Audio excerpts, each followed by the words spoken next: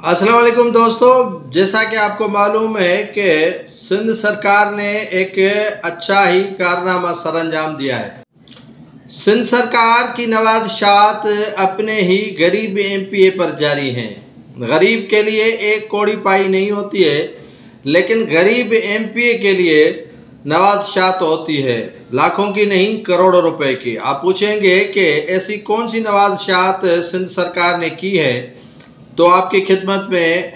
अर्ज़ रखना चाहता हूं कि सिटिंग एमपी है गंबट का, जिसका नाम है नईम अहमद खर्ल, और कई बार एमपीए बना है और पीपल्स पार्टी से उनका ताल्लुक है। वो इन दिनों जो जिगर का आरजू है उसमें मुब्तला है,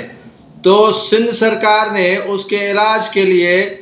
7 करोड़ रुपए मुख्तस किए हैं कि इलाज करवाएं बैरून मुल्क।